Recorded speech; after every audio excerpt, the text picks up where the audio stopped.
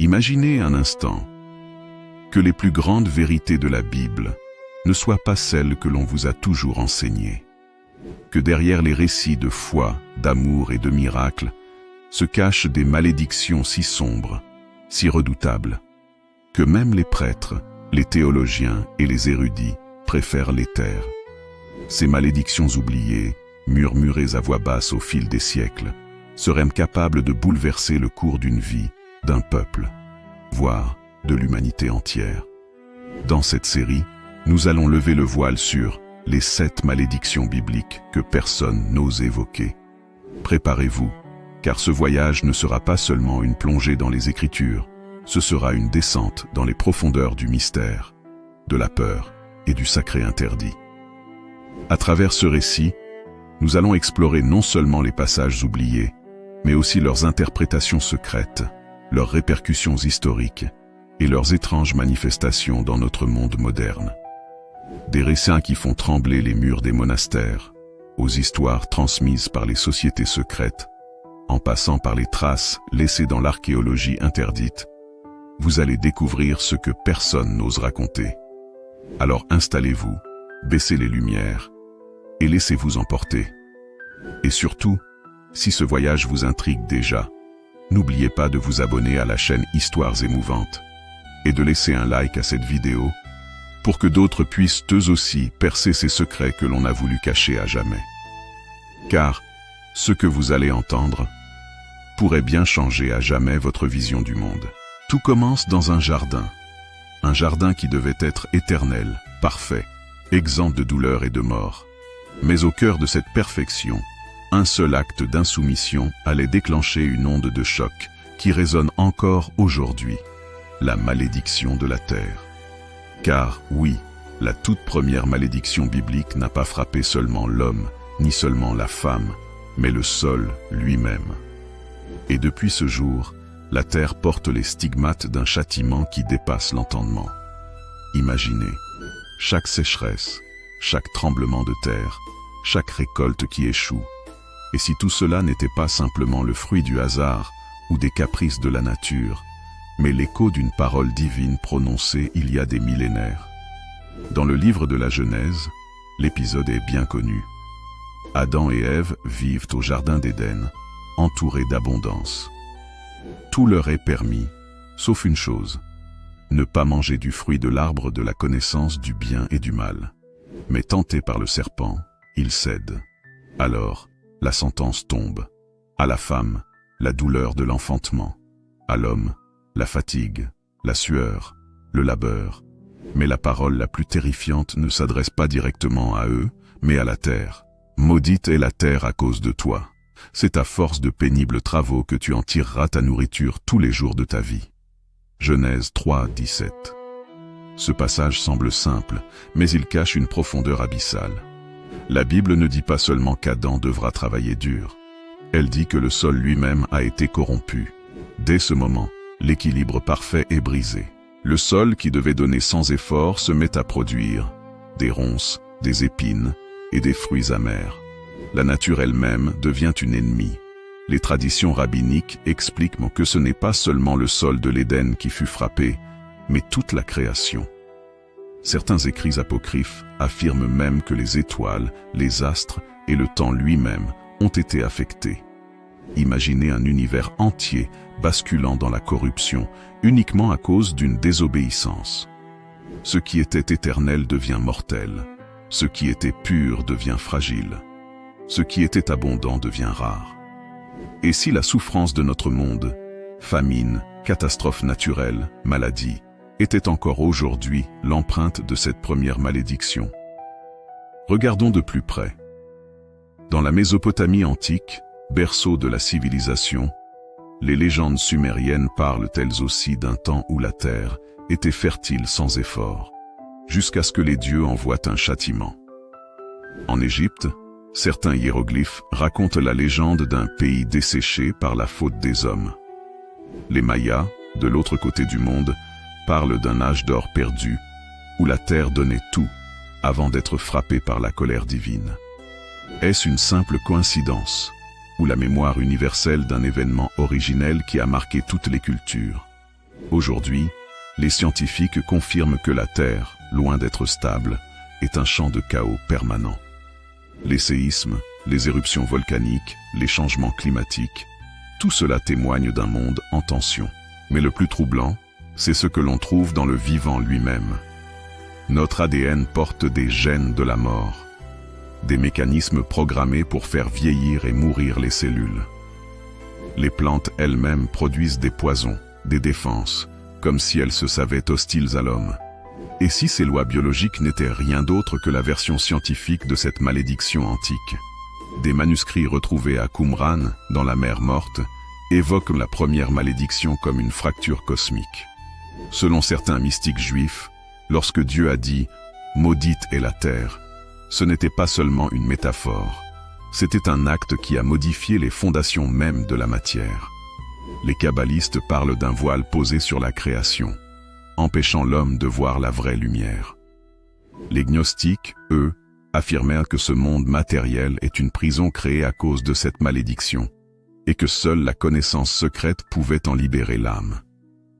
Un texte apocryphe, le livre d'Adam et Ève, raconte que lorsqu'Adam a été chassé de l'Éden, il a vu le sol noircir sous ses pieds, et entendu la terre gémir comme une créature vivante. Aujourd'hui encore, on pourrait dire que nous ressentons l'effet de cette première malédiction. Regardez, la faim dans le monde. Malgré nos technologies, des millions meurent de malnutrition.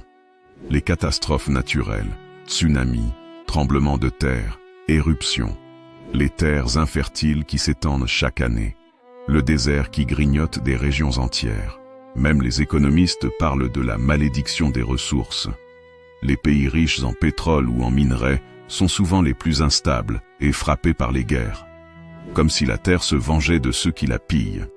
La question qui demeure est glaçante. Cette malédiction a-t-elle une fin? Certains textes bibliques suggèrent que oui.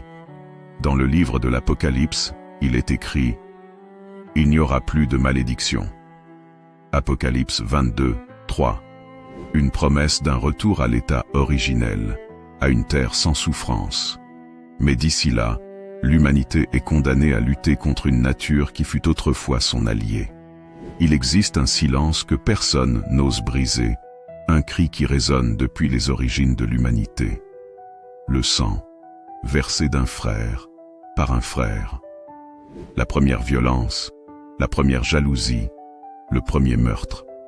Mais ce qui est moins souvent raconté, c'est que ce crime originel n'a pas seulement entraîné la condamnation de Caïn. Il a déclenché une malédiction qui se transmet dans le temps, comme une ombre qui plane encore aujourd'hui. Car la Bible ne dit pas seulement que Caïn a tué Abel. Elle dit que le sang d'Abel criait depuis la terre. Et depuis ce jour, une trace invisible, une marque indélébile, poursuit non seulement Caïn, mais tous ceux qui portent en eux la graine de la violence. Dans le livre de la Genèse, chapitre 4, l'histoire est brève, mais d'une intensité inouïe. Adam et Ève ont 2 fils, Caïn, cultivateur de la terre, et Abel, berger. Chacun apporte une offrande à Dieu. Caïn présente des fruits du sol, Abel les premiers-nés de son troupeau. Dieu agrée l'offrande d'Abel, mais rejette celle de Caïn. Alors, la jalousie naît. Caïn attire son frère au champ, et là, dans un geste terrible, il le frappe et le tue. Dieu intervient alors et prononce les mots glaçants. « Qu'as-tu fait? La voix du sang de ton frère crie de la terre jusqu'à moi. » Puis la sentence tombe. « Tu seras maudit loin de ce sol qui a ouvert sa bouche pour recevoir le sang de ton frère de ta main. Tu seras errant et vagabond sur la terre. » La deuxième malédiction est née, celle du sang versé, celle de l'errance éternelle. Le texte biblique ajoute un détail intrigant. Dieu plaça sur Caïn une marque pour qu'il ne soit pas tué par vengeance. Mais quelle est cette marque? Les traditions divergent. Certains disent qu'il s'agissait d'un signe visible sur son front, une brûlure ou une cicatrice. D'autres pensent qu'il s'agissait d'un changement dans sa nature, le rendant reconnaissable à jamais.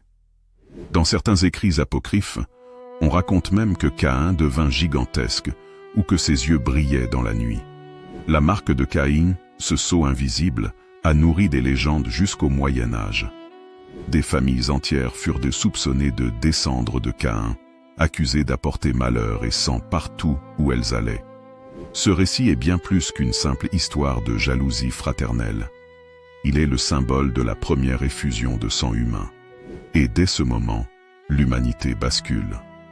Le sol, déjà maudit à cause d'Adam, devient désormais souillé par le sang.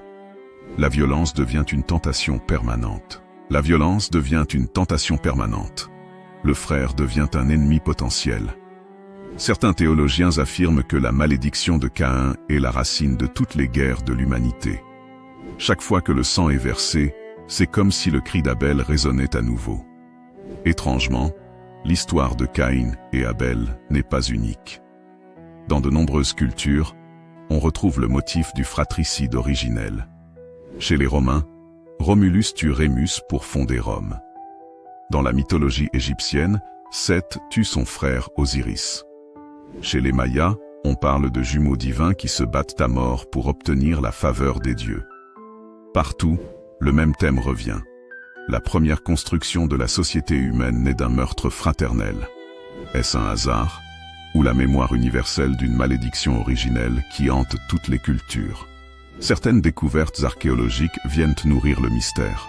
En 1947, lors de fouilles près de Qumran, où furent découverts les manuscrits de la mer Morte, des fragments de textes apocryphes évoquaient des descendants de Caïn errant dans le désert, rejetés par toutes les nations. Les traditions juives plus secrètes parlent d'une lignée cachée, condamnée à survivre dans les marges, toujours fuyant, toujours errant, marquée par une malédiction que nul ne peut lever. Et si certaines familles, certaines dynasties, portaient encore ce sceau invisible? La Kabbale affirme que la marque de Caïn n'est pas seulement physique, mais spirituelle. C'est la marque de l'homme séparé de la lumière divine. Un être condamné à chercher sans jamais trouver, à errer sans jamais se reposer. Les gnostiques, eux, voyaient dans Caïn le prototype de l'homme prisonnier du monde matériel. Ils disaient que sa malédiction n'était pas seulement la fuite, mais la soif éternelle de pouvoir et de domination. Et si, derrière les tyrans et les dictateurs de l'histoire, se cachait toujours l'ombre de Caïn? Aujourd'hui encore, certains voient la trace de cette malédiction dans les guerres fratricides qui déchirent des nations entières, les crimes passionnels où la jalousie conduit au sang, l'errance des peuples déplacés, chassés de leurs terres. La malédiction de Caïn, disent certains, n'est pas seulement individuelle, elle est collective. Chaque fois que l'homme choisit la violence contre son frère, il renouvelle cette malédiction. Nous avons exploré l'une des malédictions les plus sombres de la Bible, celle qui naît du sang versé par jalousie, celle qui condamne à l'errance et à la peur. La première malédiction frappait la terre. La deuxième, elle, frappe le cœur de l'homme. Mais ce n'est que le début, car la troisième malédiction, moins connue encore, concerne une figure mystérieuse, une lignée maudite qui traverse les générations et qui cache l'un des secrets les plus redoutés des Écritures. Et si je vous disais qu'avant le déluge, avant Abraham, avant Moïse, une race étrange, monstrueuse, d'une taille colossale, parcourait la terre. Des êtres mi-divins, mi-humains, issus d'une union interdite entre les fils de Dieu et les filles des hommes. Dans la Bible, ils sont appelés les Néphilim. Mais derrière ce nom mystérieux se cache une malédiction redoutable, une corruption du sang humain, une souillure que Dieu a voulu effacer par le déluge lui-même. Pourtant, certains textes apocryphes affirment que cette malédiction n'a jamais disparu totalement, qu'elle s'est transmise, cachée, et qu'elle ressurgit parfois dans l'histoire de l'humanité. Dans la Genèse, chapitre 6, un passage étrange semble surgir presque sans explication. Les fils de Dieu virent que les filles des hommes étaient de belles, et ils leur donnèrent des enfants. Ce sont ces héros si fameux qui furent dans l'Antiquité des hommes de renom. Mais qui étaient ces fils de Dieu? Les traditions divergent. Pour certains, il s'agissait d'anges déchus. Pour d'autres, de princes ou de juges puissants. Pour les textes apocryphes comme le livre d'Enoch, ce sont clairement des anges rebelles qui ont quitté leur place céleste pour s'unir aux femmes humaines. De cette union, naquirent des géants, appelés Néphilim. Mais ces créatures n'étaient pas de simples colosses. Ils étaient violents, destructeurs, assoiffés de sang. Leur présence corrompait la terre entière. Selon le livre d'Enoch, les Néphilim ne se contentaient pas de régner par la force. Ils enseignaient aux hommes des secrets interdits. La magie, les armes de guerre, l'astrologie et même certaines pratiques occultes liées aux morts. Peu à peu, la terre fut remplie de violence. Alors Dieu décida d'envoyer le déluge, non seulement pour punir les hommes, mais surtout pour effacer cette lignée corrompue. Mais voici le mystère. La malédiction du sang des Néphilim aurait survécu. Dans le livre des Nombres, 13:33, les espions envoyés par Moïse affirment avoir vu des géants dans le pays de Canaan.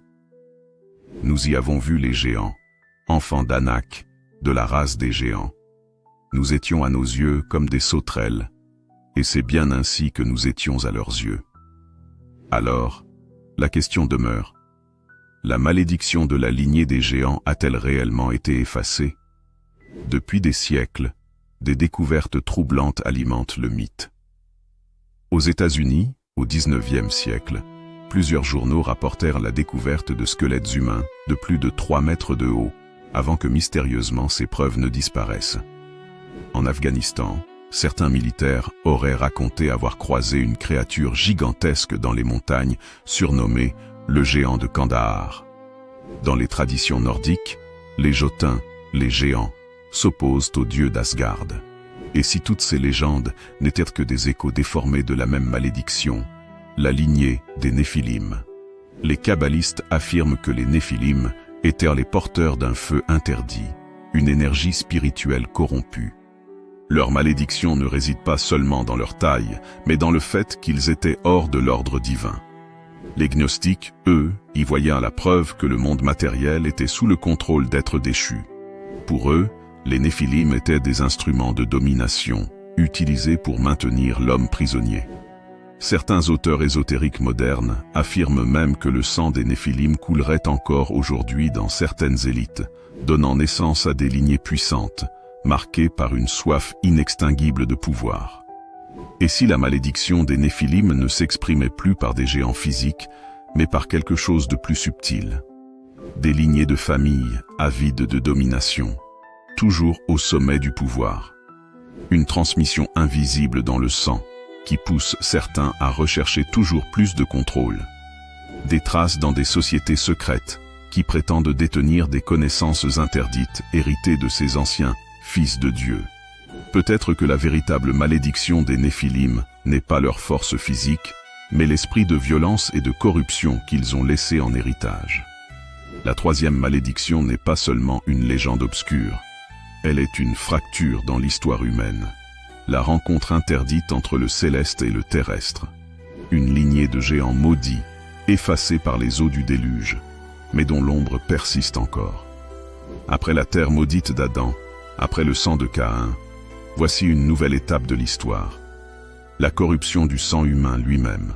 Après le déluge, la terre renaît.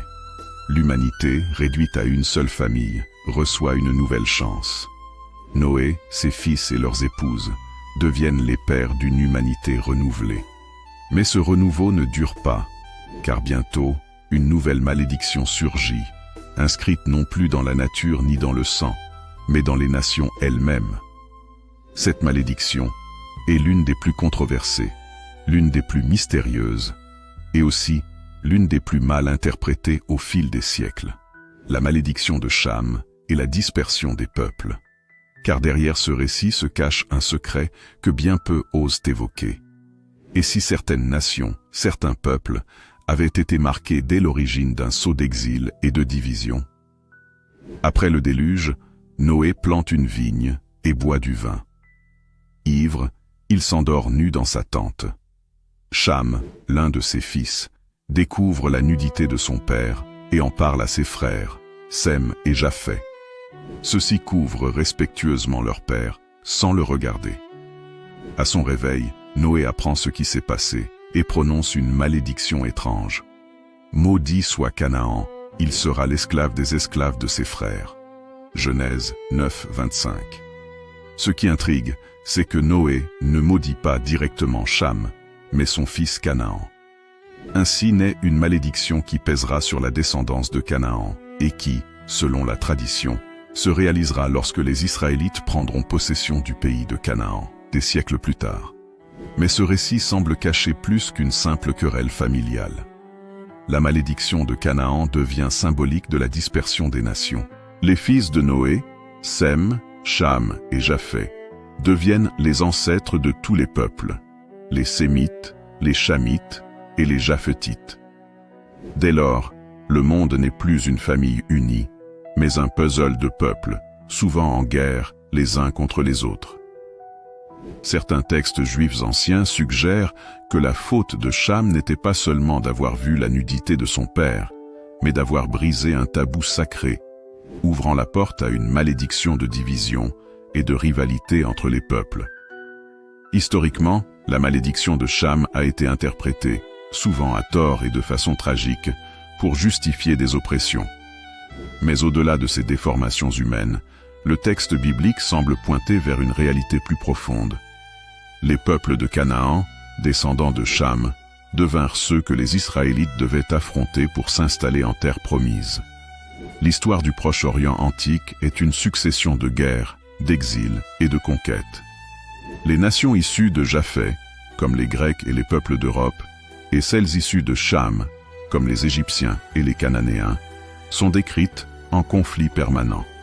La malédiction de Cham semble être celle de la discorde et de l'exil perpétuel. La Kabbale y voit une malédiction d'obscurcissement. Cham, disent certains maîtres mystiques, a ouvert la porte d'une énergie de honte qui s'est inscrite dans sa descendance. Les peuples issus de Cham auraient été marqués par un cycle d'esclavage, de domination et de chute. D'autres traditions ésotériques affirment que la faute de Cham était liée à des pratiques interdites, un mélange d'irrévérence et de transgression qui aurait corrompu la lignée de Canaan. Le livre des Jubilés, un texte apocryphe, raconte que Cham a tenté de s'approprier des terres interdites, déclenchant ainsi une guerre invisible entre les descendants de Noé. La dispersion des nations atteint son apogée dans l'épisode de la tour de Babel, Genèse 11. Les hommes, unis par une seule langue, veulent bâtir une tour qui touche le ciel. Mais Dieu brouille leur langage et les disperse sur toute la terre. Certains exégètes voient dans Babel l'aboutissement de la malédiction de Cham. L'humanité, incapable de rester unie, est condamnée à la confusion, aux frontières et aux guerres. Et si la malédiction n'était pas seulement sur un peuple, mais sur l'idée même de nations séparées? À travers les siècles, l'ombre de cette malédiction semble réapparaître. Les grandes dispersions de peuples, l'exil des Juifs, la chute des empires, les diasporas, les guerres ethniques et raciales, où la division l'emporte toujours sur l'unité. Les migrations massives, souvent liées à des catastrophes, comme si l'humanité entière vivait sous une condamnation d'exil. Des chroniqueurs médiévaux affirmaient que chaque peuple portait encore en lui l'héritage de l'un des fils de Noé, et que la malédiction de Cham expliquait les guerres incessantes du monde. Aujourd'hui, certains voient dans la mondialisation une nouvelle tour de Babel. L'humanité tente à nouveau de s'unir, de parler une même langue, de bâtir une civilisation globale. Mais à chaque fois, surgissent des crises, des conflits, des séparations. La malédiction de Cham et de Babel semble encore peser. L'incapacité de l'humanité à rester unie. La quatrième malédiction n'est pas seulement une punition familiale. Elle est le sceau d'une humanité condamnée à l'exil, à la dispersion et à la discorde. Après la terre, après le sang, après la lignée corrompue, voici que la malédiction s'étend aux nations entières. Mais ce n'est pas la plus terrible, car la cinquième malédiction va nous plonger dans l'histoire d'un peuple tout entier, marqué par une alliance brisée, condamné à l'errance et au silence. Aucune nation au monde n'a autant marqué l'histoire, les religions et la conscience humaine que le peuple d'Israël. Choisi, béni, guidé par Dieu lui-même, mais aussi frappé, puni, dispersé, persécuté.